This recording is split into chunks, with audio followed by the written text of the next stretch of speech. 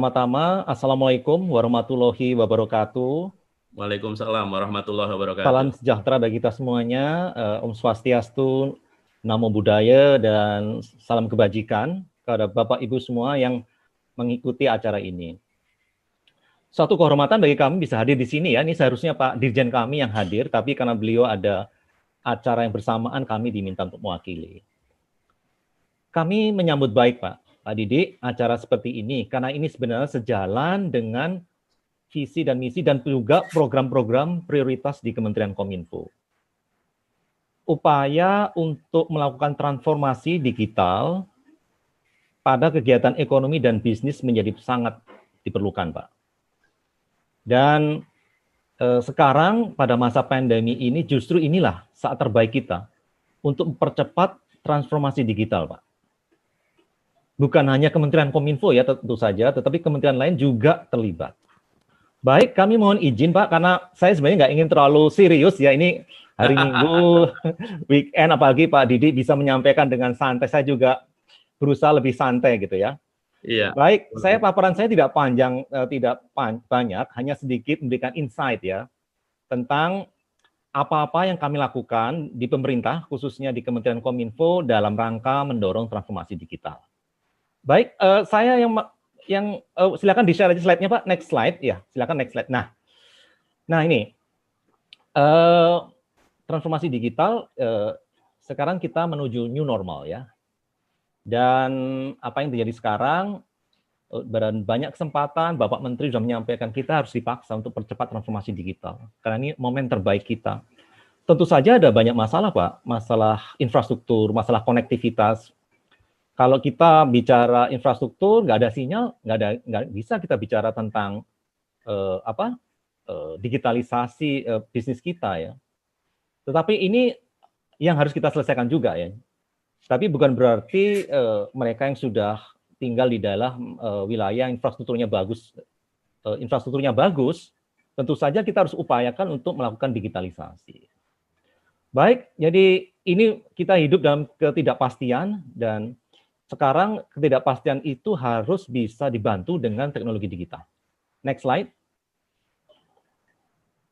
Nah, ini sebenarnya adalah peta jalan kita dalam melakukan transformasi digital. Sebenarnya yang ditransformasikan itu bukan hanya ekonominya, Pak, Bapak Ibu sekalian, tetapi juga masyarakatnya dan juga pemerintahannya. Ekonomi digital, transformasi ekonomi digital seperti yang kita lakukan hari ini, seminar hari ini, mendorong misalnya ya, usaha kecil menengah, pedagang, warung untuk bertransaksi secara online, menggunakan teknologi digital. Tetapi juga kita harus mendorong juga masyarakatnya juga bertransformasi digital. Masyarakat yang bertransformasi digital adalah masyarakat yang mampu memanfaatkan ruang digital secara produktif dan efisien. Masyarakat yang mampu mendayagunakan gadgetnya untuk keperluan produktif. Ada yang mengatakan, Pak, smartphone kita yang kita miliki sekarang ini, itu computing power-nya, kemampuannya itu sama dengan komputer yang digunakan orang tahun 69 untuk mendaratkan manusia di bulan. Jadi sangat besar sekali. Sayang hanya misalnya digunakan untuk bersosial media. Sosial media juga penting, tetapi tentu saja ada hal yang lain yang lebih baik dan lebih produktif. Kemudian yang ketiga, jadi masyarakat digital dan masyarakat juga yang bisa membedakan mana informasi, mana disinformasi. Misalnya ada diskon besar-besaran, kita harus juga tahu ini benar nggak? Jangan-jangan sekedar isu atau hoax atau apa ya. Jadi masyarakat harus kritis, harus mampu cek and recheck informasi yang ada. Kemudian yang ketiga adalah masyarakat digital, pemerintahan digital, yaitu pemerintah yang mampu memberikan layanan secara digital. Jadi masyarakatnya siap berdigitalisasi, ekonominya juga siap, pemerintahnya masih online. Di daerah-daerah layanannya masih online, kita harus datang ke kantor kecamatan, kantor kabupaten, dan seterusnya. Ini tentu saja tidak pas. Jadi pemerintahnya juga harus digitalisasi. 3 hal inilah yang menjadi tema program kerja Kominfo dalam beberapa tahun ke depan. Untuk melakukan itu tentu saja kita harus buat regulasi, kebijakannya sesuai. Kita harus juga membangun infrastruktur yang paling bawah itu adalah infrastruktur harus kita bangun juga sudah banyak infrastruktur yang dibangun di daerah-daerah ya terluar, terdepan, tertinggal ya. Tapi masih harus banyak lagi yang kita lakukan. Kemudian sumber daya manusia juga. Nanti akan kami sampaikan lebih lanjut soal itu. Berikutnya. Slide-nya.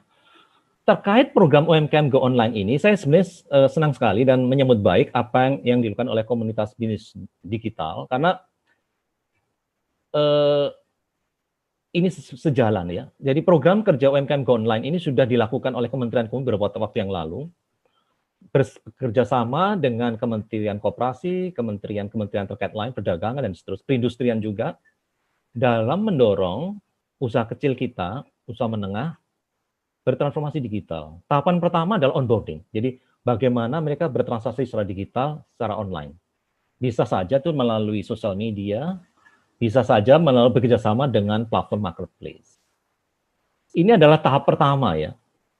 Tahap berikutnya adalah mendorong mereka aktif ya. Biasanya kalau sudah jualan, nggak ada yang beli, diem, terus akhirnya mati, nggak dia. Padahal itu harus terus didorong supaya mereka aktif berjualan. Ke depan kita akan mendorong mereka untuk makin besar dalam melakukan bisnis digitalnya. Ini adalah tahapan-tahapan yang kita lakukan. Terhitung sejak September 2019 sudah ada 12 juta Pak usaha kecil menengah kita yang bertransformasi digital secara onboarding.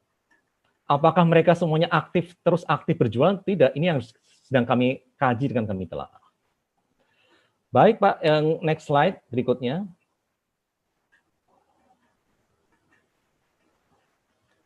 Nah, ya, ini saya pikir hanya sekedar informasi, sebaran UMKM kita sebagian besar memang di Jawa karena penduduknya sangat besar, dan Sumatera dan beberapa provinsi lain. Dan sebagian besar ini data dari BPS dan LPMUI itu di perdagangan ya. Perdagangan itu artinya kan jualan aja ya, berjualan. Berjualan itu paling dominan. Kemudian ada hotel dan restoran, ini menarik ya, makanan hotel yang mendukung perhotelan dan restoran ini sangat besar di Indonesia ini. Kemudian baru manufaktur itu yang memproduksi barang ya, makers. Baru kemudian yang lain-lain. Jadi ini adalah gambaran dari UMKM kita di Indonesia. Next, slide berikutnya. Nah, ini yang ingin saya sampaikan bahwa sampai saat ini, jadi jumlah UMKM kita itu ada 61,6 juta, Pak. Saya nggak tahu Pak Didi punya data yang sama tidak. 61 juta itu sangat besar ya. Jadi penduduk 1 dari 4 orang di Indonesia ini sebenarnya berjualan gitu. Tapi ini maksudnya adalah termasuk juga yang perorangan. Ya, misalnya petani itu kita masukkan di sini, saya pikir data dari BPS ini masuk semua nih. Petani, nelayan yang berjualan itu semua masuk di UMKM ya. Mungkin usaha ultramikro, sekarang sudah ada klasifikasi ultramikro walaupun belum ada di undang-undangnya. Dan ini baru sedikit ya, baru 7,7% yang online. Ya. Jadi kita perlu bekerja lebih keras lagi, mendorong lebih banyak masyarakat ini kita. Baru 7,7%, Pak. Maaf, saya nggak. Baru 12,8% Pak ya. Oh sorry, dari 61 juta baru 12% yang online ya, Pak. Itu tadi 2017 ya, betul Pak. Oh iya. Jadi PR-nya masih besar Pak, banyak Pak. Ini. Dan ini bukan urusan Kominfo aja Pak, Kementerian Koperasi, Perindustrian, Perdagangan. Dan sepertinya sekarang Presiden ingin ini agar lebih disinergikan lebih baik. Termasuk juga ada database ya, masing-masing kementerian lembaga ini punya database jumlah binaan, tapi kita sendiri nggak tahu satu sama lain. Padahal kita hidup sekarang di dunia cloud, dunia big data. Big data UMKM ini bisa kita gunakan untuk membuat kebijakan yang lebih baik terkait UMKM. Nanti kalau Pak Didi perlu ya kami share, private sector atau teman-teman di komunitas yang memerlukan data tadi kami share. Pemerintah wajib men-share untuk merumuskan kebijakan lebih baik untuk UMKM kita. Oh, jadi kami boleh meminta datanya untuk ini ya Pak ya, untuk mendukung program ini ya Pak? Ya, profiling loh Pak, profiling bukan individual data. Ya, individual data itu mungkin rahasia ya. Ya betul, maksudnya profil dari ini supaya kami bisa pergerakannya juga bisa menyesuaikan demikian. Kami juga akan ini sebagai contoh lagi, kami akan sedang membangun portal ya, laku UMKM di Kementerian Kominfo. Jadi UMKM terutama yang mau berjualan dengan marketplace itu cukup meregistrasi satu di Kementerian Kominfo, langsung mereka berjualan di marketplace yang lain. Dan juga yang masih offline, yang belum onboarding juga kita dorong ke situ. Tujuannya apa Pak? nanti ini digunakan kita untuk memberikan bantuan toolkit, pulsa gratis, termasuk mungkin ya gadget itu belum masih kita pertimbangkan, karena masukan jangan menimbang gadget Pak, nanti nggak dipakai katanya. Tapi pelatihan Pak, itu juga nanti kami sampaikan itu melalui portal tadi. Jadi pemerintah punya data tentang UMKM dengan lebih baik. Jadi ini sedang dibangun sekarang Pak, mungkin tahun depan baru bisa lebih dioperasionalkan lagi. Slide berikutnya. Nah, ini tantangan, ini kajian kami. Sebenarnya kami sudah melakukan 2018 Pak. Jadi permasalahan utama UMKM dalam bertransformasi digital itu memang cukup. Saya kira ini Bapak Ibu semuanya yang hadir di sini pasti sudah mulai paham ya masalah permodal, investasi ya. Ini biasanya menjadi isu ya. Makanya perbankan itu penting perannya di sini. Wilayah permasalahan terbatas. Nah, kualitas infrastruktur ini, logistik dan telekomunikasi ini isu besar. Kemudian, kalau soal persaingan ini soal yang lebih jauh lagi. Tetapi tantangan dalam bertransformasi itu besar. Jadi saya melihatnya masalah budaya ya, yang signifikan. Jadi kalau kita bertransformasi digital, berjualan secara digital, kita harus siap karena kita tidak bertemu face to face dengan pembeli, maka kalau barang tidak sesuai, kita harus siap barang itu ditolak atau dikembalikan. Ini merubah mindset kita. Kemudian akan muncul permintaan yang membludak, bisa. Kadang-kadang membludak, kadang-kadang tidak ada permintaan sama sekali. Dan ini maka UMKM itu harus mampu mengubah prosedur bisnis, SOP bisnis secara lebih efisien. Jadi memberikan jaminan kualitas yang sama, tetapi dengan lonjakan permintaan bisa ditangani dengan baik. Ini kita lihat ini di banyak dari hasil survei kemarin seperti itu. Adopsi terhadap platform rendah nih, jadi masih gaptek ya. Jadi apa yang dilakukan Pak Didi dengan komunitas digital ini sangat bagus ya, mendorong mereka supaya nggak gaptek gitu ya. Apalagi yang usianya sudah udah cukup senior ya, yang muda-muda mungkin nggak gaptek, tapi yang senior-senior mau bisnisnya agak kadang-kadang ragu-ragu gitu ya. Ya, kemudian masalah pendanaan. Permasalahan memang besar sekali Pak, banyak sekali orang-orang ketemu masih gapteknya luar biasa sekali Pak. Betul Pak, betul, ini harus kita dorong. Ya, itu bagus sekali Pak Didi, mulai dengan WhatsApp, jualan melalui sosial media, yang familiar dulu Pak. Baru padahal kan sebenarnya jualan itu juga sekarang itu kan ada sosial media, ini kan sebenarnya kan boleh bilang gratis sekali sekarang, ada marketplace dan sebagainya kan Pak. Itu gratis sekarang Pak, mereka semua menawarkan. Tapi ternyata permasalahan begini Pak Nyoman, kalau boleh saya sedikit beri gambaran. Saya senang kalau diskusi gini. Ya, jadi gini Pak Nyoman, ketika saya keliling Indonesia itu ternyata banyak orang itu hanya karena ketidaktahuan saja Pak, dan tidak ada lembaga atau pihak yang benar-benar mau mendorong mereka untuk bergerak gitu loh Pak. Kadang mereka bingung, terus harus bagaimana nih aku mau ngonline kan? Aku nih jualan mebel Mas, piye mau di online kan gitu. Jadi kadang loh, padahal sederhana kan Pak, sederhana padahal. Ya kamu tinggal upload ke Facebook, Instagram, atau ke marketplace, atau kamu bikin grup orang-orang yang senang mebel, mungkin aku jualan alat pancing, harus bagaimana Pak gitu. Padahal sederhana, tapi untuk sesederhana ini Pak Nyoman, tantangan kami adalah orang itu mau bergerak nih bingung, ternyata orang itu butuh mentor Pak. Nah ini yang kami coba, ini makanya kami di komunitas bisnis digital ini kami pengen ngumpulkan Pak, banyak orang-orang pelaku bisnis dan calon pelaku bisnis yang kita akan mentoring Pak. Jadi orang-orang yang sudah pernah ikutin seminar kita Pak, itu nanti setiap minggu itu ada mentoring Pak. Jadi saya namanya diskusi atau bincang pagi bisnis digital Pak. Itu biasa saya adakan setiap subuh Pak. Jadi dari jam 5 pagi sampai jam 8 sebelum beraktivitas gitu, seminggu sekali saya, jadi selain seminar ini nanti seminggu sekali ada mentoring gratis Pak saya adakan. Jadi boleh tanya, kemarin ada mahasiswa, Pak saya mahasiswa pengen belajar bisnis gimana ya, tak ajarin Pak, karena dulu saya juga ngalamin bisnis yang nggak punya modal dan ternyata bisa gitu. Akhirnya di situ Pak Nyoman, makanya kalau saya setuju sekali, tantangannya adalah banyak sekali orang itu mau memulai saja bingung Pak Nyoman. Nah itu makanya kita pengen mendengarkan dari Pak Nyoman program-program pemerintah seperti apa gitu Pak. Apa yang Bapak sampaikan itu sejalan dengan yang kami hadapi Pak. Kami punya program UMKM Go Online. Tidak bisa hanya sekedar menyampaikan secara online lewat WA. Mereka harus didatangi Pak. Dan itu biaya cukup besar Pak. Kami sudah menghitung, kami punya tenaga pendamping, relawan. Sebenarnya ada relawan dan tenaga pendamping untuk datang ke pasar-pasar, ya, ke kawasan sentra-sentra industri kecil dan seterusnya.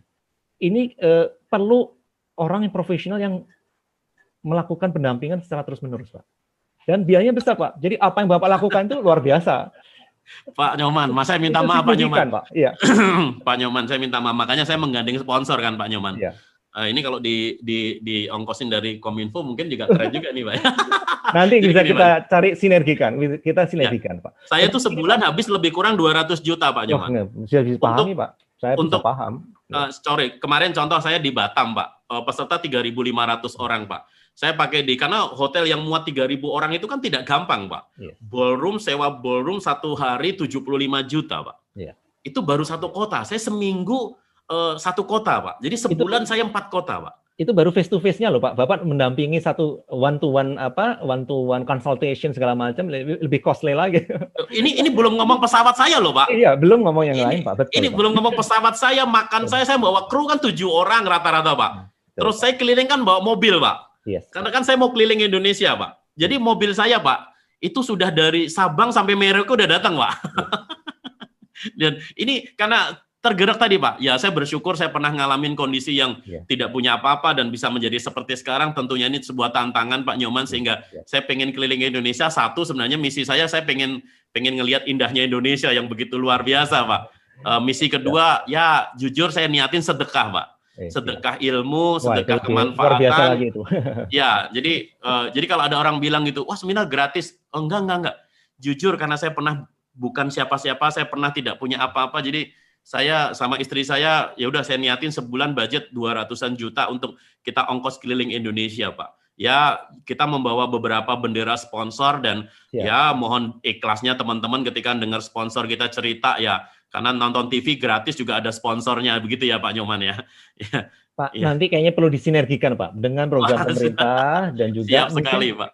Pak dengan marketplace itu juga mungkin kita. Nanti kita coba pikirkan Pak kerjasama. Baik Pak, nanti kan saya rencana juga akan sowan ke Pak Nyoman nanti kalau sudah COVID. Kemarin saya mau berangkat ke Jakarta untuk sowan Pak, malah Jakarta PSBB. Pak. Udah ribet lagi di bandara. Pak, kalau saya pas kemarin mau ada tamu ngeri Pak. Lah iya ada makanya. Tamu di kantor. Sekarang ini saya semenjak ada Zoom ini saya seneng Pak malahan Pak. Seneng, jadi kan setiap minggu saya bisa interaksi dengan ribuan orang tanpa harus khawatir tentang COVID dan sebagainya Pak Nyoman. Pak, mau izin bisa dilanjutkan? Ini tinggal boleh Pak, lanjut Pak. Ya, tadi aja Pak. Ini silakan mau ada di sela. Nah, ini yang terakhir, mungkin 2 slide terakhir. Jadi tantangan kita Pak, ini masih infrastruktur. Kalau Pak Didi jalan-jalannya ke Jawa, Bali, Lombok, sebagian Sumatera, sinyal aman Pak. Saya sebenarnya ada peta yang lebih mendalam, tapi saya nggak tayangkan di sini bikin orang pusing nanti lihat peta-peta sebaran akses sinyal 4G ya. Yang menarik gini Pak, jadi pengguna internet kita itu makin besar. Ya. Padahal kita ini infrastruktur kita ini relatif di negara ASEAN 5 ya, Big Five itu kita masih tertinggal sebenarnya. Tetapi penggunanya udah makin besar. Apalagi kita mampu membangun infrastruktur lebih baik lagi Pak. Memang sebagian besar yang ngumpul di Jawa, Nusa Tenggara, Sumatera ya, dan sebagian besar pulau-pulau lain ya. Tetapi ini potensi yang sangat luar biasa ya. Masyarakat Indonesia ini aktif di sosial media, pengguna internet aktif dan seterusnya. Karena itu pemerintah akhir tahun lalu kita berhasil menyelesaikan proyek Palaparing itu kabel laut pipa jalan tol ini, jalan tol menghubungkan Indonesia Barat dan Indonesia Timur. Jadi harapannya dengan jalan tol ini teman-teman kita, saudara kita di Indonesia bagian timur juga bisa aktif melakukan bisnis digital sama dengan di Indonesia bagian barat. Tentu saja ada setelah infrastruktur jalan tol tadi yang disebut Palaparing tadi juga harus bikin jalan akses. Akses itu adalah BTS sinyal-sinyal untuk menyediakan sinyal 4G. Nah ini tantangan juga karena ya biasanya kan private teman-teman penyelenggara telekom seluler itu kan maunya bangun di daerah yang gemuk, yang ada penggunanya. Kalau daerah-daerah yang nggak ada orangnya, nah ya nggak bangun dia, atau sedikit orangnya. Ini makanya pemerintah harus masuk di situ Pak. Kita punya program kan namanya Universal Service Obligation, memberikan bantuan pembangunan infrastruktur di daerah-daerah 3T tadi Pak, terluar, terdepan, tertinggal, dan seterusnya. Sehingga akhirnya akan ada pemerataan dari akses. Ya, tapi kembali Pak, kemudian kalau jaringan terestrial kabelnya nggak ada, ya udah pakai satelit, lebih mahal lagi.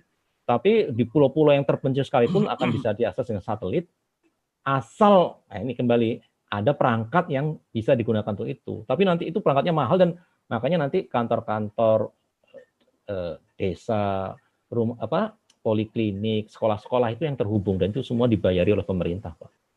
Mungkin nanti di balai desa itu ada wifi gratis kalau orang mau berjualan online di situ hasil budidaya pertanian dan seterusnya itu bisa menggunakan sinyal itu. Karena daerah itu sangat terpencil, sangat jauh dari akses itu. Satelit ini baru diluncurkan mungkin 2023. Jadi kita bekerja keras, Pak, untuk membangun konektivitas ini karena tanpa itu tidak akan ada pemerataan di Indonesia terkait kegiatan ekonomi digital menurut saya. Kemarin kan pemerintah barusan meluncurkan tol langit ya, Pak? Iya, tol langit itu maksudnya yang kita bangun itu palaparing tadi, Pak. Jadi jaringan itu sebenarnya kabel laut, Pak, serat optik kabel laut yang kapasitas besar, Pak. Oh, di laut ya, Pak? Belum ke atas ya? Ditenggelamkan di laut supaya murah, Pak, biaya iklimnya murah. Tetapi begitu di darat ya harus disambungkan lagi, Pak, dengan ini. Tapi kan nggak terlalu mahal karena lebih pendek ya. Iya. Jadi itu tujuannya kenapa pakai kabel laut tadi. Tetapi, Pak, itu kan namanya jaringan backbone ya, jaringan tulang punggung. Supaya kita bisa pakai, kita harus ada jaringan akses, jaringan seluler itu. Nah, ini yang problemnya tadi saya sampaikan. Di daerah yang komersil, oke, di Pulau Jawa ini padat penduduknya, semangat operator bangun, Pak. Tetapi di daerah terpencil, Pak, jangankan ya jauh sedikit. Saya kemarin kemana ke Jogja ke Jogja itu di daerah-daerah Parangtritis ke timur tuh sinyal udah susah, Pak. Itu pantainya cantik-cantik ya. Itu pantainya. Operator males ya, Pak, mau bikin ya, karena terlalu sedikit, Pak. Terlalu sedikit penggunanya.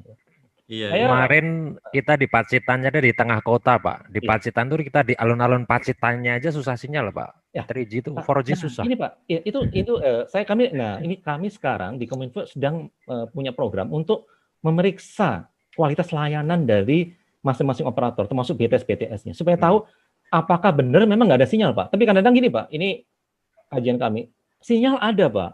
Tetapi kalau kita beli paket pulsa yang murah-murah, ya sinyalnya putus-putus gitu. Jadi paketnya harus mahal. Nah, ini kan duit lagi nih, semuanya memang perlu duit, Pak. Kemudian yang kedua gini, Pak, biasanya terbatas. Adanya Telkomsel. Yang lain nggak ada, mahal. Telkomsel mahal. Kemudian operator itu biasanya nggak mau, Pak. Kalau sudah ada satu bangun, karena marketnya terlalu kecil, kan segmennya terlalu kecil, dia nggak mau bersaing lagi dengan yang lain ya. Biarin aja tuh Telkomsel di situ atau Indosat di situ atau Excel di situ. Saya bangun tempat lain. Nah, ini yang jadi problem. Daerah-daerah yang benar-benar tidak ekonomis, Pak, itu yang akan kita bangun, Pak. Ya, maaf saja ya, ini kan cukup besar ya biaya investasinya ya. Kita itu perlu ratusan ribu BTS, Pak. Singapura negara kecil ya hanya ribuan sudah tercover. Kita luar biasa, Pak. 100 ribu lebih, 300 ribu BTS sudah dibangun di Indonesia untuk meng-cover Indonesia, dan itu masih belum cukup. Indonesia itu, yang sudah ke cover 4G berapa persen, Pak? Aduh, saya sebenarnya ada gambarnya, tapi kita gini, Pak, kalau basisnya wilayah administratif itu hampir Jawa, Nusa Tenggara, hampir sebagian Sumatera. Ya mungkin, Pak, kalau lihat coverage dari populasi bisa 70% sudah 4G, Pak. Populasi loh, Pak. Tapi penduduknya kan di Jawa semua itu. Tapi kalau makin ke timur, Pak, ke Papua ya hanya di kota-kota besar, Jayapura, kota-kota ibu kota yang banyak padat penduduknya saja. Iya, betul, Pak. Memang ini. Kalau secara infrastruktur sebenarnya sudah cukup bagus kalau infrastruktur jalan ya, Pak ya. Tapi kalau memang koneksi memang cukup. Sebenarnya, Pak, koneksi jalan lebih mahal lagi, Pak. Lebih mahal lagi untuk. Iya, pembangunannya ya, Pak ya. Infrastruktur telekomunikasi itu sebenarnya. Dan kami, Pak, tahun yang akan datang itu akan ada anggaran lebih besar lagi untuk Kominfo pembangunan infrastruktur tadi.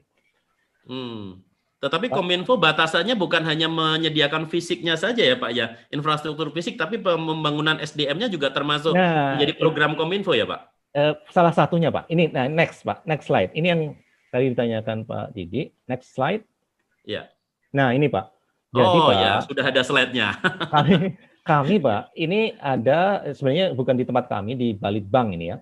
Jadi ada program yang kita sebut sebagai pembangunan SDM digital Kominfo. Yang jadi basic tadi yang saya sampaikan, Pak, digital society, mentransformasikan digital masyarakat digital tadi itu kita lakukan melalui Gerakan Nasional Literasi Digital. Ya mendorong gimana pakai gadget yang efektif, gimana menggunakan aplikasi-aplikasi yang paling dibutuhkan, gimana mengoptimalkan pemanfaatan gadget. Terus kemudian juga masalah gimana membedakan informasi ini dengan informasi itu mana yang benar atau apa dan seterusnya. Dan ini pendekatnya ke komunitas, Pak. Petani, nelayan dan seterusnya. Kita banyak program-program pada saat sebelum pandemi kita lakukan offline, Pak. Besar, Pak. Kalau di Thailand, Pak, ini program seperti ini targetnya 20 juta orang harus mentas melek digital gitu. Target selama setahun atau enggak, Pak, berapa tahun ya? 20 juta orang petani nelayan di daerah harus melek digital. Biaya pemerintah ada target mendigitalkan 20 juta orang ya, Pak? Iya. Kita kan 20 juta orang ya. Thailand kemarin berapa ya? 20 juta atau berapa? Satu orang itu biayanya mungkin di Thailand bisa 500.000. Ya, ngasih pelatihan, pendampingan dan seterusnya, Pak. Itu kalau kita ingin maju, Pak. Jangan sampai kita udah siap berbisnis, masyarakat pemerintahnya juga siap, masyarakatnya belum siap, Pak. Nah, ini kan.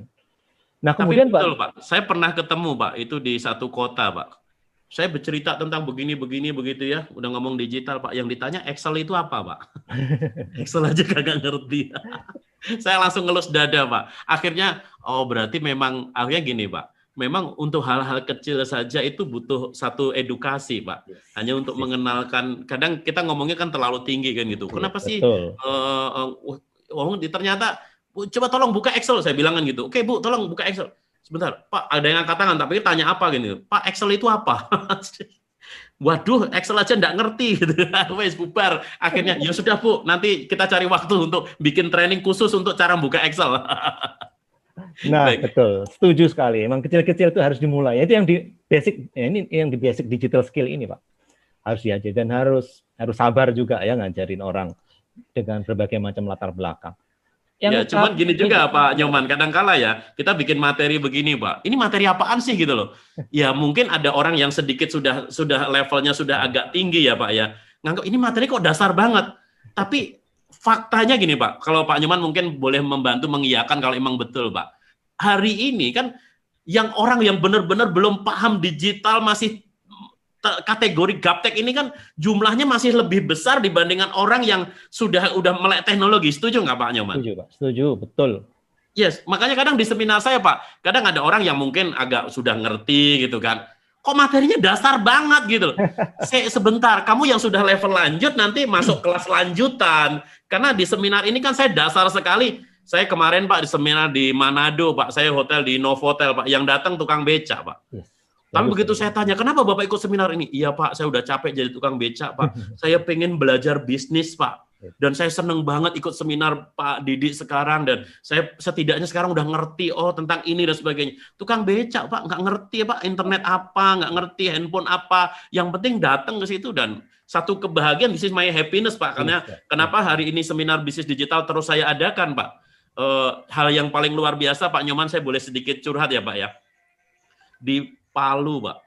Di Palu selesai seminar, saya ada seorang bapak-bapak datang, Pak, pakai baju compang-camping, rambutnya gondrong semua, Pak. Gondrong udah lama nggak cukuran, terus kemudian brewokan semua.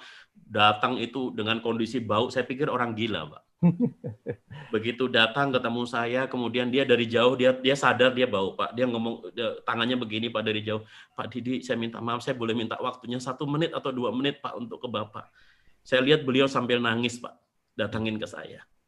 Terus kemudian dia datang, ya Pak silahkan. Padahal saya udah capek banget Pak, dari seminar dari pagi sampai sore, ngelayani kan peserta minta foto semua, Bapak tahu sendiri pembicara biasanya ngantar foto. Dia tuh nunggu sampai saya terakhir, saya sudah mau masuk kamar, mau ini, tiba-tiba nemuin Pak. Kemudian dia bilang, Pak Didi, dulu saya punya bengkel besar Pak. Dulu saya punya apotek besar, saya punya rumah makan besar. Tapi gara-gara tsunami Pak, gara-gara gempa di Palu Pak, bengkel saya hancur, toko saya hancur, istri, anak saya, orang tua saya semua hanyut, nggak ngerti kemana, Pak. Saya sebatang kara, untuk apa lagi saya bekerja? Untuk apa lagi saya hidup? Saya sudah tidak punya harapan, saya tidak ada lagi orang yang saya perjuangkan untuk kasih kebahagiaan buat mereka. Tapi hari ini saya bersyukur. Tuhan izinkan saya ketemu Pak Didi, hari ini saya jadi semangat lagi, Pak. Saya tahu bahwa saya harus bermanfaat buat banyak orang. Pak Didi sampai keliling ke Indonesia tanpa pamrih, tidak minta bayaran sedikit pun. Saya datang ke sini dan Pak Didi mau nerima saya. Sampai dia akhirnya sujud, Pak, di kaki saya, dia cium kaki saya, Pak. Di situ satu panggilan hati, Pak Nyoman, bahwa saya hari ini begitu banyak bisa ketemu banyak orang dan satu kebahagiaan bisa menjadi bagian dari orang, akhirnya semangat lagi, Pak. Akhirnya dia, oke, jadi saya harus bagaimana? Bayangin, Pak, itu punya ruko, ada 4 biji di pinggir jalan, Pak, hancur, dibuang gitu aja, Pak. Gara-gara istrinya meninggal, anaknya hilang semua karena tsunami, Pak. Dia kebetulan lagi keluar kota, jadi selamat, Pak. Jadi keluarga yang ditinggal udah habis semua, udah sebatang kara. Itu Pak Nyoman yang membuat saya akhirnya kenapa saya keliling Indonesia. Ya udahlah, saya niatin sedekah ilmu membuat orang menjadi lebih baik, Pak Nyoman. Jadi saya sangat bersyukur ketika ternyata apa yang kita lakukan sangat didukung dari Kominfo. Ini tentunya sesuatu yang luar biasa bagi kami, Pak Nyoman. Saya senang juga bisa ketemu Pak Didi, mendengar cerita Pak Didi ini. Wah, Pak Didi benar luar biasa nih. Kalau banyak orang seperti Pak Didi ini, kita mungkin akan banyak kemajuan akan kita capai nih dalam Bismillah, Pak. kita. Makanya saya mohon dukungan Bapak dari atas nama pemerintah dan Kominfo bisa mendukung pergerakan kita. Bapak merestuin saja udah cukup, Pak. Saya tidak minta uang, saya tidak minta apapun, tapi restu dari pemerintah saja itu sudah menjadi energi yang luar biasa bagi kami untuk terus bergerak, Pak. Karena makanya tadi Pak Nyoman berbicara tentang keterbelakangan pengetahuan digital ini. Kadang saya mau ngomongin materi yang agak tinggi. Nggak mampu mereka. Saya jadi khawatir nih, materi saya ini ketinggian jangan-jangan hari ini. Tidak, Pak. Jadi karena ini untuk pembuka saja. Jadi supaya teman-teman hanya buka ya, insight saya. Sekedar insight, saya nggak ingin mau detail terlalu serius sebenarnya juga. Iya. Yang saya lanjutkan sedikit, yang ini slide terakhir. Jadi yang tahap berikutnya ini sebenarnya untuk mereka yang baru lulus perguruan tinggi nih, Mas. Yang sudah bekerja di perusahaan, ini bisa ikut ini ya. Sekarang kan kita katanya masuk ke era industri 4.0, orang harus belajar ngerti itu apa, cloud computing, cyber security, AI dan seterusnya, Pak. Jadi kemudian yang paling atas ini untuk mereka yang ingin yang sudah mapan, yang sudah punya bisnis mapan, advanced digital skill ini level misalnya kepala UMKM, pengelola, owner dari UMKM ingin belajar lebih lanjut, ada di sini, Digital Leadership Academy. Ini semua, Pak, target kita, Pak, 9 juta orang harus kita training dalam 10 tahun ke depan. Kalau Indonesia nggak mau ketinggalan dari negara lain, Pak. Jadi kalau Indonesia nggak ingin ketinggalan dari negara lain, 9 juta orang targetnya besar sekali ini, Pak. Makanya saya senang Bapak itu sebenarnya sudah membantu kita di bawah ini, Pak, yang basic digital skill di ini, Pak. Iya, paling nggak naikkan, Pak, dia. Kita mau naikkan ke level 2 gitu loh, Pak. Paling nggak di level bawah udah naik. Iya, betul. Ini ada banyak lapisan ya, di layer bawah ini banyak lapisan. Mungkin Bapak, Pak Didi, dan tim ini udah di sini. Saya pikir alhamdulillah itu, tahun ini saja Pak Nyoman untuk laporan, Pak, udah ada 360.000 Pak alumni kita tahun ini saja, Pak. Ya. Tahun ini saja. Jadi saya belum tarik Pak ya. Itu yang pakai sertifikat tadi ya. Oh iya, Pak. Jadi ini semua nanti kita keluarin sertifikat, Pak. Oke, siap. Iya. Jadi ya. Saya kira itu, Pak. Ada lagi next slide? Nggak ada lagi, saya kira. Saya coba lihat, Pak. Ada, Pak. Terima kasih, Pak. Baik, Bapak-bapak dan Ibu sekalian, saya kira itu paparan kami. Terima kasih. Wassalamualaikum warahmatullahi wabarakatuh. Kalau ada pertanyaan, silakan saja. Tapi kelihatannya ini banyak yang nanya nih, 225 orang. Saya nggak yakin bisa jawab semuanya nih. Baik, Pak Nyoman. Kita masuk ke Q&A, boleh ya, Pak Nyoman ya? Oke, Pak Sony boleh dibantu untuk pertanyaan yang ke Pak Nyoman, Pak Sony. Mungkin saya sambil cari juga. Saya akan bacakan. Boleh, buat rekan-rekan semua yang mau mengajukan pertanyaan di Q&A, silakan bisa ditujukan nama siapa, dari kota mana, bisnisnya apa, terus kemauannya, motivasinya, pengennya seperti apa di bisnisnya masing-masing. Silakan bisa chat di Q&A, silakan. Oke, teman-teman boleh di chat juga. Saya buka chatnya untuk Q&A.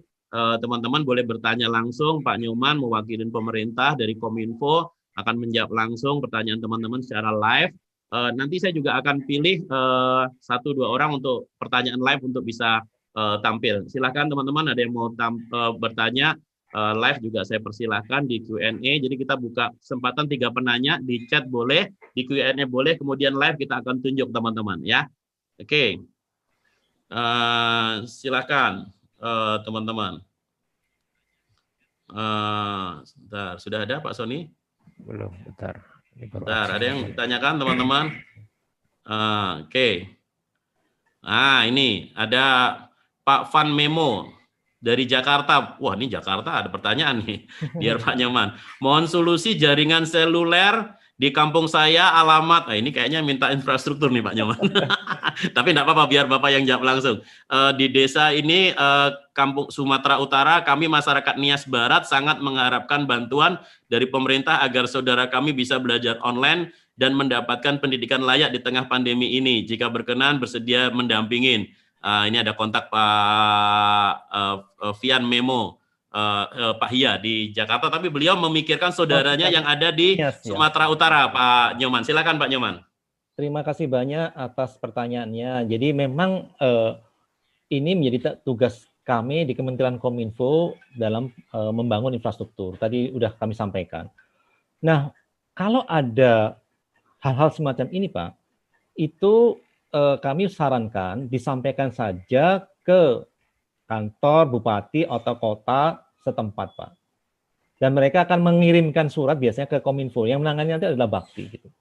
Bisa saja mengirim surat ke Kementerian Kominfo langsung, tapi akan lebih baik kalau disampaikan melalui bupati atau wali kota. Oh, jadi menyampaikan usulan-usulan itu boleh, lewat Pak. Pemerintah daerah ya, Pak ya? Prosesnya selama ini gini, kita mendapat dalam pembangunan, karena anggaran kita sebenarnya terbatas, Pak, dan sekarang mau ditingkatkan lagi, kita ada prioritas-prioritas, Pak. Ini tadi, Pak, kita mulai apakah daerah itu daerah tertinggal, apakah daerah terluar yang dekat perbatasan, kemudian terdepan juga, tertinggal, terluar, terdepan. 3T ini, Pak, ini yang menjadi prioritas kita. Dan anggaran kita walaupun besar sekian triliun, Pak, tetap itu masih kecil gitu.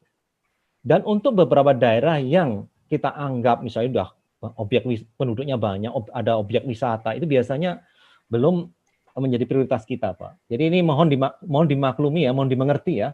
Kita ini negara yang sangat besar dan memang kita harus kerja keras untuk membangun infrastruktur kita supaya bisa menjangkau hampir seluruh masyarakat Indonesia. Gitu.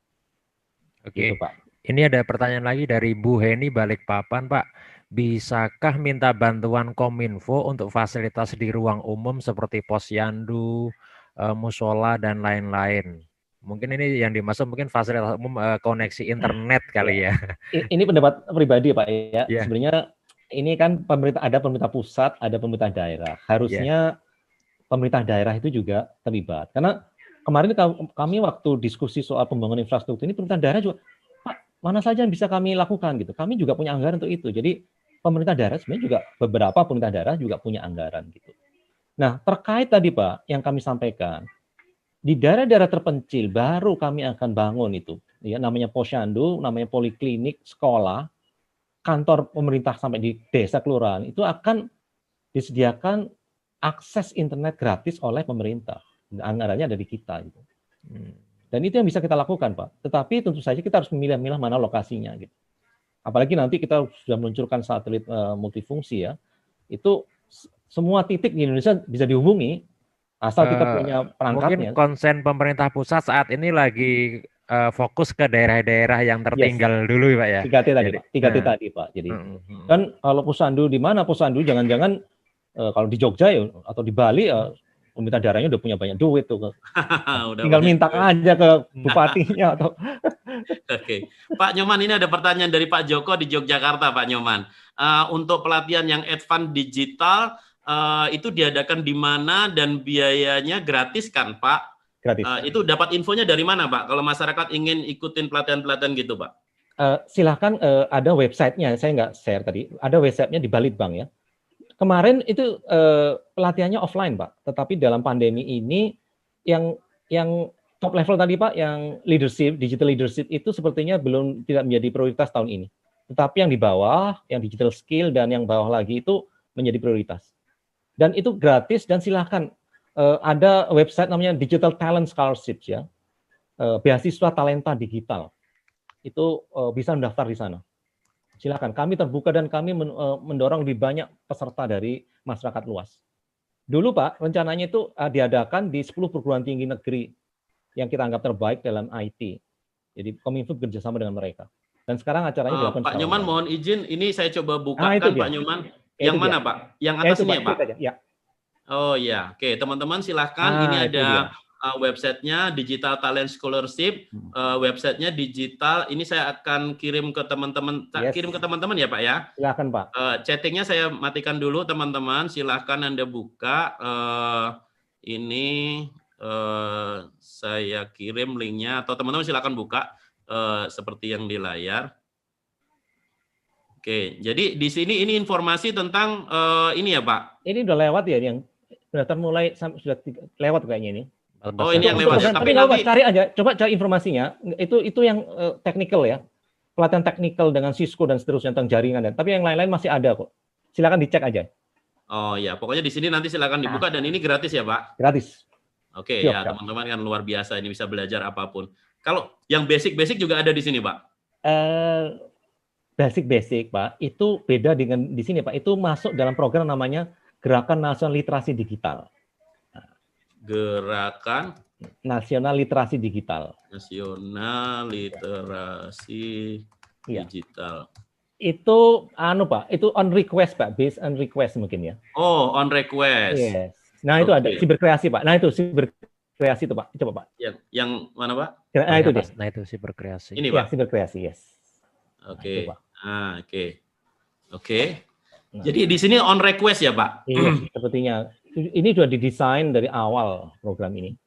Misalkan contoh nih, Pak, kami dari komunitasnya ada request pelatihan apa gitu, kita bisa ngajuin ke Kominfo ya, Pak? Oke, nanti Kominfo yang menyelenggarakan pelatihannya, nanti mungkin kerjasama kita dengan komunitas bisnis digital bisa. Nanti ya? Bapak saya hubungi dengan direktur yang mengurusin ini. Iya. Informatika. Siap. Apalagi Bapak punya anggota sekian banyak, pasti mungkin jadi prioritas mungkin. Ya boleh Pak. Tentunya rekomendasi dari Pak Nyoman nanti juga penting. Ya. Karena gini Pak, berarti kami salah ini Pak. Karena kami punya misi mencetak 1 juta pengusaha go digital Pak. Ya. Berarti 20 juta ya Pak? Pak, 20 juta kan tugas kita secara nasional Pak. Oh secara nasional ya Pak? Iya. Kalau Bapak bisa bantu 1 juta itu luar biasa sekali. Kita sudah diperingan sedikit. Iya, oke. Berarti teman-teman semua ini kabar gembira. Jadi komunitas bisnis digital kita akan didukung sama Kominfo karena sangat mendukung program Kominfo. Demikian ya Pak Nyoman ya. Siap. Oke, yes. Baik teman-teman, mungkin satu penanya terakhir karena ini kontrak saya Pak Nyoman ada kegiatan lain ya. Ada 3 menit terakhir. Teman-teman silahkan.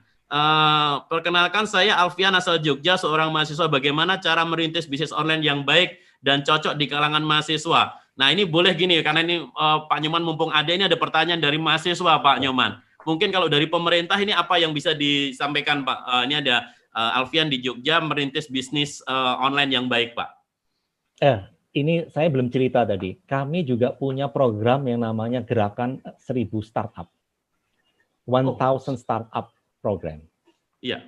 Tujuannya mengajak, yang saya senang kalau young generation dari perguruan tinggi ini ingin berbisnis digital. Kita ini sekarang menjadi salah satu pemain ekonomi digital terbesar di Asia Tenggara. Tanpa terbesar Indonesia, Pak? Ya, Indonesia yang terbesar, Pak. Iya. Penduduknya besar, makanya kita punya unicorn yang besar-besar itu. Saya nggak perlu nama, itu brand yang bajunya hijau-hijau itu, yang hijau-hijau itu luar biasa, Pak. Dan kita ingin punya lebih banyak seperti itu, Pak. Untuk itu dimulai dengan membangun startup digital tadi. Ini udah 3 tahun kita lakukan. Mungkin Mbak tadi udah pernah dengar bahwa kami datang ke perguruan tinggi mengadakan acara-acara workshop seperti ini.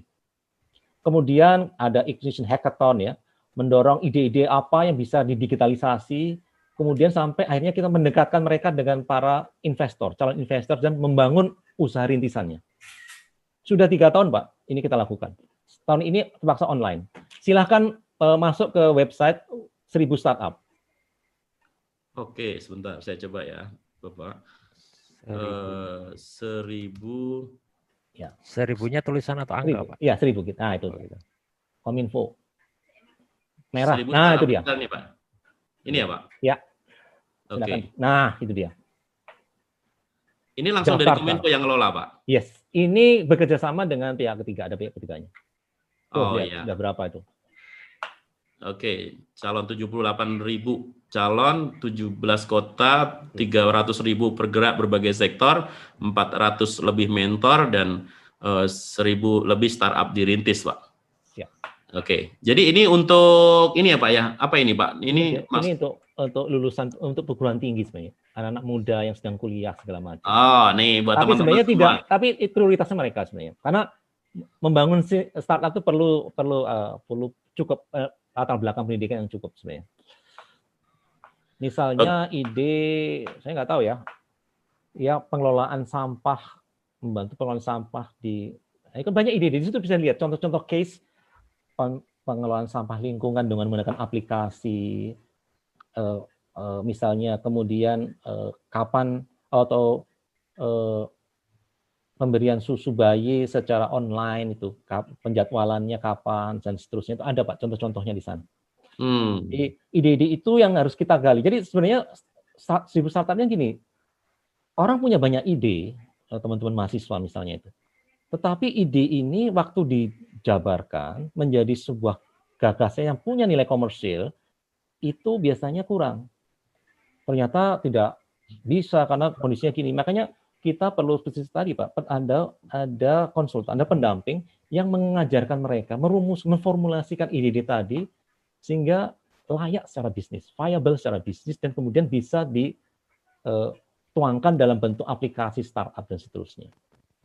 Oke, jadi prosedurnya Pak Nyoman, mungkin terakhir pertanyaan dari saya merangkum Pak Nyoman. Kalau misalkan saya punya ide mau bikin startup gitu, terus saya mahasiswa, belum punya pendanaan, belum punya support gitu, langkahnya apa saja Pak Nyoman? Jadi kalau itu ikut workshopnya dulu Pak. Kalau ikut, tapi kalau sudah punya workshop, misalnya udah punya ide gini Pak, saya pingin saya susah ya kalau contohnya gampang itu menjual hasil produk. Misalkan saya punya ide untuk menjual ikan laut misalkan gitu Pak, secara digital. Nah ini contohnya masalah gini, menjual ikan laut itu semua orang punya ide itu, tapi ikan laut seperti apa, caranya seperti apa, nah metodenya seperti apa, menggunakan apa, nah ini yang harus digali terus nanti dengan ada workshop, ada berbagai macam rangkaian workshop untuk mempertajam ide-ide tadi Pak. Sederhananya gitu.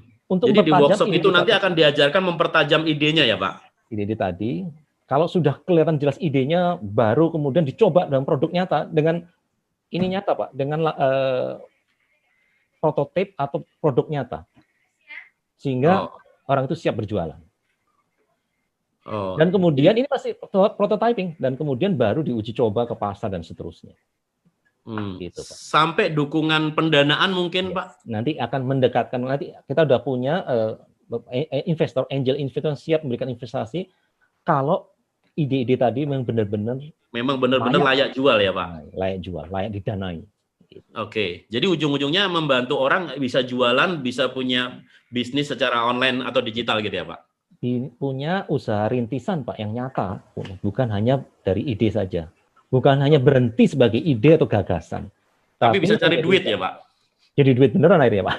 Jadi duit beneran dan bermanfaat buat banyak orang Pak. Yes, persis Pak. Kadang-kadang ada yang socialpreneurs ya. Jadi bukan benar-benar untuk bukan benar-benar untuk mencari untung, tapi sebenarnya misalnya Bapak kan cerita tentang tempat ibadah itu gimana bisa berbisnis, misalnya apa gitu ya, mendayagunakan tempat ibadah untuk bisnis, apa yang dilakukan misalnya,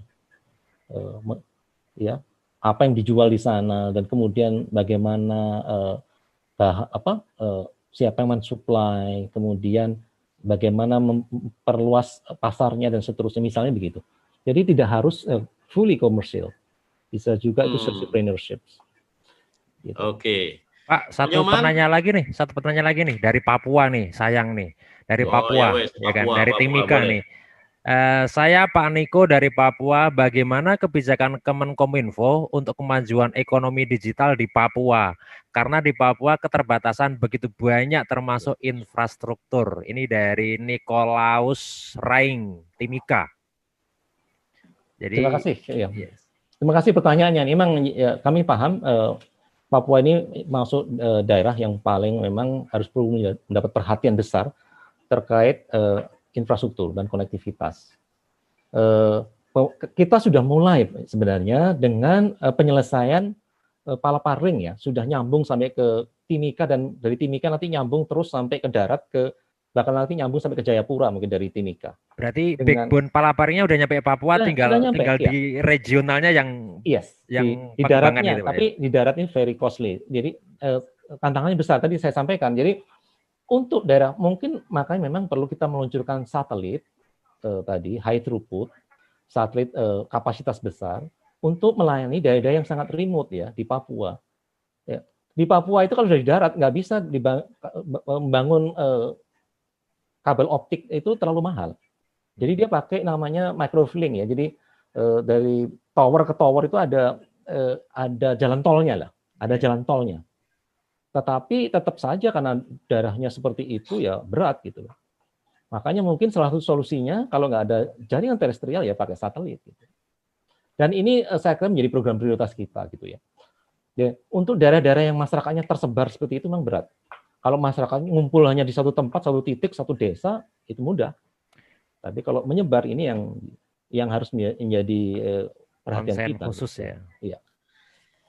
Oke, Pak Sony, ini kita udah ngontrak waktunya Pak Nyoman yang super sibuk ini udah lebih 30 menit. Janjinya 30 menit, tapi ini sampai 45 menit Pak Nyoman. Wah, aduh luar biasa. Baik Pak Nyoman, yang terakhir mungkin dari Pak Nyoman ada yang ingin disampaikan untuk seluruh peserta seminar atau mungkin karena ini juga kita live kan di YouTube. Pak Nyoman mungkin silakan mungkin untuk menyampaikan closing speech-nya Pak Nyoman silakan. Ya, pertama-tama saya senang sekali ya Bapak Ibu bisa bergabung di acara seperti ini. Kami yakin acara ini sangat bermanfaat bagi kita ke depan. Ya. Transformasi digital itu suatu keniscayaan ya. Jadi kita suka tidak suka harus bertransformasi digital. Karena itu adalah tuntutan kehidupan kita di masa yang akan datang. Dan Indonesia kalau ingin maju, memang harus banyak melahirkan wira swasta baru, entrepreneurship baru, entrepreneur baru. Sehingga kami sangat mendukung acara seperti ini dan semoga Bapak Ibu sekalian berhasil dalam menjalankan usahanya. Terima kasih. Wow, luar biasa. Thank you Pak Nyoman yang sudah luar biasa hari ini. Terima kasih banyak. Saya mohon izin ya. Ya, baik. Bapak Ibu, kita kasih apresiasi yang luar biasa untuk Pak Nyoman. Boleh semua kasih ucapan terima kasih Pak Nyoman. Boleh kasih aplausnya di raise hand teman-teman. Ya, oke. Boleh komentar juga teman-teman. Kasih ucapan terima kasih ke Pak Nyoman yang sudah luar biasa. Terima kasih semuanya teman-teman. Pak Nyoman, saya atas nama pribadi, atas nama komunitas bisnis digital dan atas nama seluruh warga Indonesia yang pengen maju di era digital, kami mengucapkan terima kasih Pak Nyoman sudah berkenan hadir hari ini dan kita doakan Pak Nyoman selalu diberikan kesehatan dan rezeki yang semakin berlimpah Pak Nyoman. Untuk semuanya Nyoman, juga sama-sama. Terima kasih waktunya, terima kasih Pak Nyoman. Ya. Mohon izin live ya, terima kasih. Ya, baik, banyak Pak, sekali itu. Terima kasih semua yang berikan ucapan selamat. Terima kasih. Ya, baik Pak Nyoman. Terima kasih, mohon izin. Terima kasih. Oke. Ya, Assalamualaikum.